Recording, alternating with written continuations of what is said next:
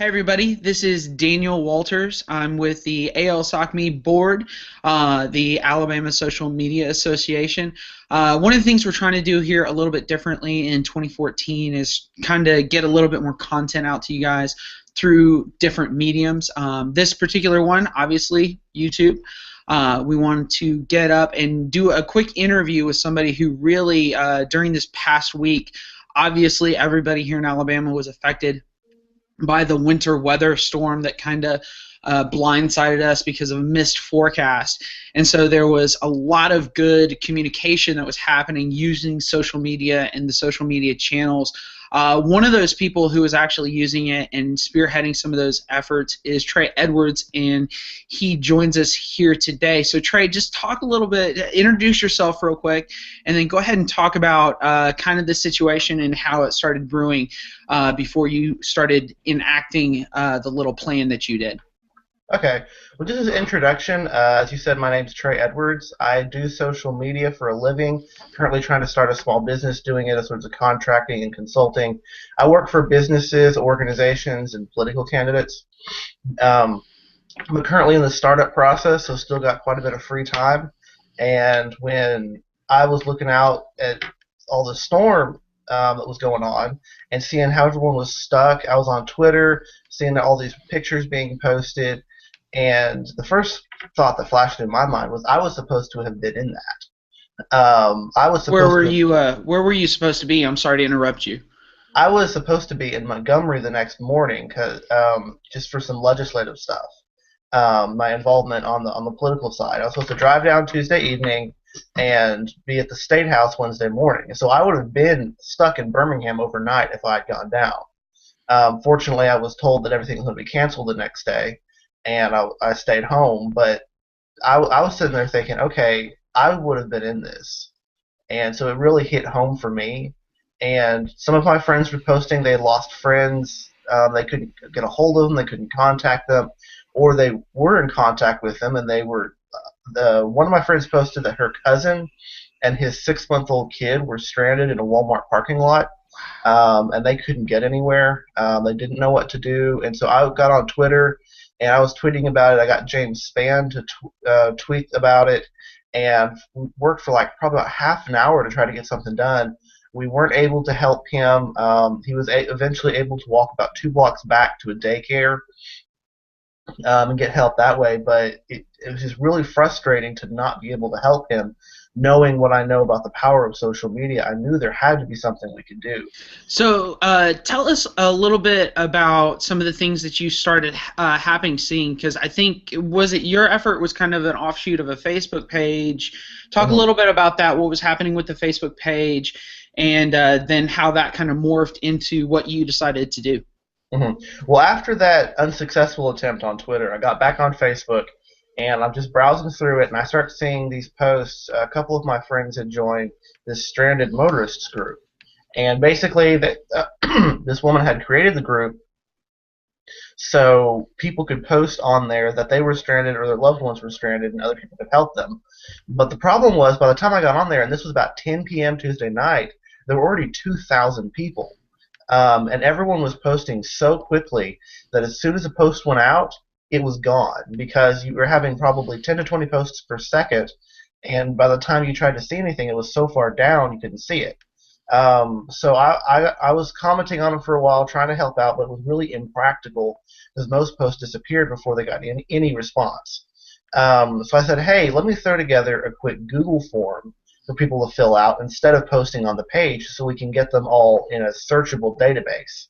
And I created the form where people could put their name.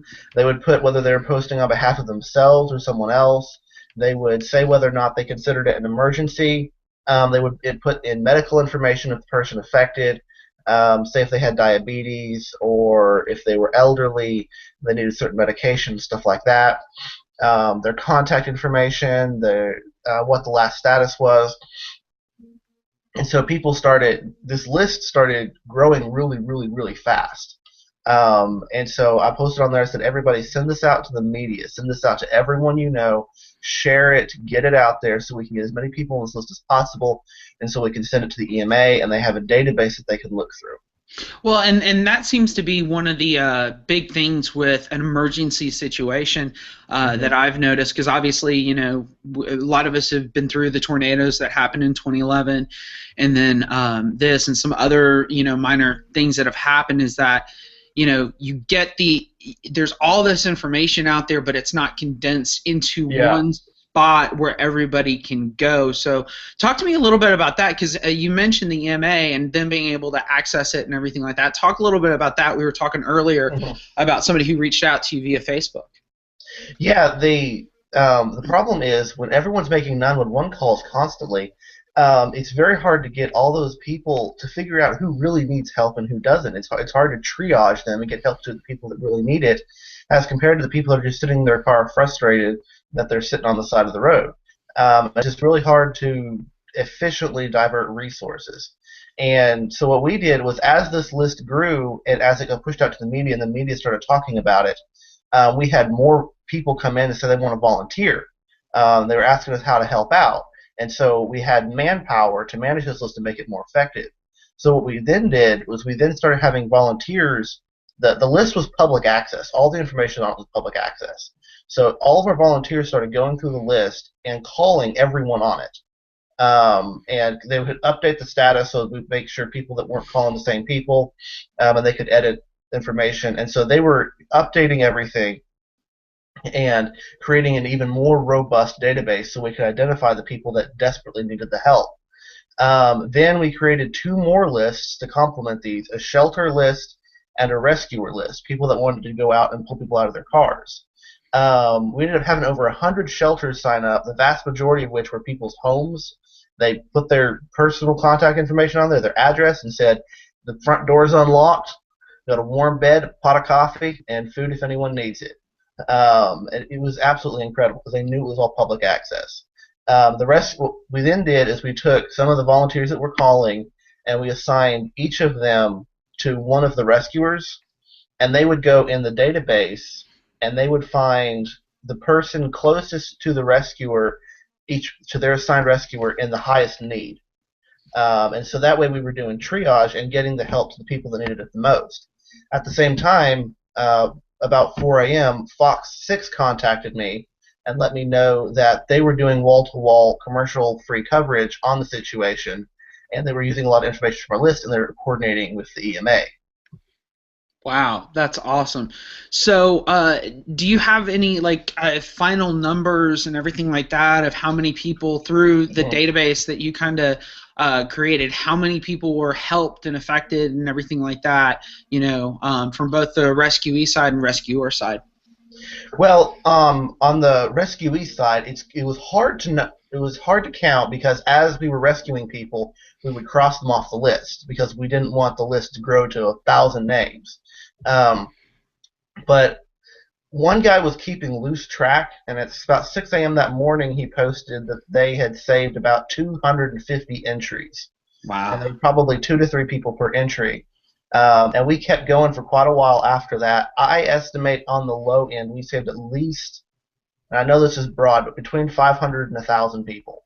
But Um, still, I mean, that's incredible. And this was something you threw together. I mean, what was your total entire time building this? um, the spreadsheets took, initial setup took about 15 minutes. A friend of mine from Decatur came in and he made them a lot more robust, put some additional formatting in them, put tutorial up along the top. So all we had to do was send people the link without any explanation, and they could follow a step-by-step tutorial to get to work immediately. He probably put in, I would say, another hour or two worth of work to just refine it. But initially, for several hours, we were running on lists that I'd taken 15 minutes to set up.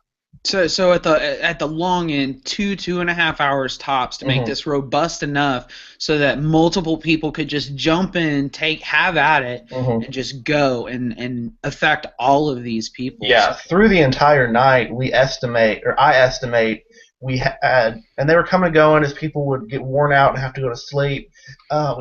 More people would come in when we would actually rescue people, take them home, and they'd get on the computer and start working. that's awesome. So we probably had, I think we had around, or at least 300 volunteers total through the night working. Um, we actually overloaded Google. Really? Yes, the That's hard to spreadsheet do. crashed several times. Every time it got up to about 50 people viewing it at one time on the stranded list, because everyone was constantly editing it, it would crash for about 10 minutes. On the rescuer list, sometimes we had over 100 people viewing that. Oh, no, sorry, those numbers are reversed. The stranded list was the one with 100. Right. But yeah, so total on all three lists, we could have over 200 people viewing it at once. And Google kept crashing because they only allow a certain amount of bandwidth per page for security reasons, and they Right. No, were absolutely. overwhelmed. Facebook started glitching out on us because the group, I'm sure, only has a certain amount of bandwidth, You and can we were only post posting so so many posts fast. per minute or second. Yeah, So I yeah, would absolutely.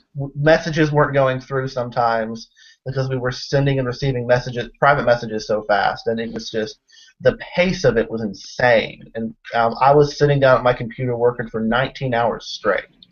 Wow. So let me ask you this: kind of next steps as far as these tools and everything like that. Have you been talking with anybody Mm-hmm. about how to be able to use these tools in the future for future events and disasters that may come up? Yeah, well, a lot of us that were kind of heading it up, there was no central leader. I was doing the spreadsheets and working the technical side of it. We had other people adminning the page, but there really was no central leadership.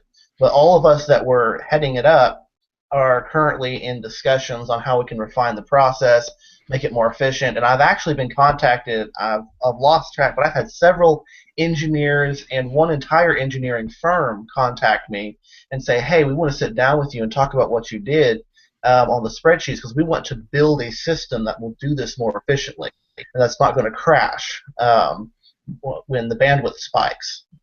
They're talking software, hardware, whatever we need, and they're going to make it available to local, county, and state EMA services. Wow, Um, that's absolutely incredible, Trey. Well, thank you so much for your time. I really appreciate it. Are there any final words or anything like that that you'd like to add? I just want to shout out to all the volunteers that helped. It really was an amazing crew. We all came together. We didn't know who we were. I literally knew three people on the entire group.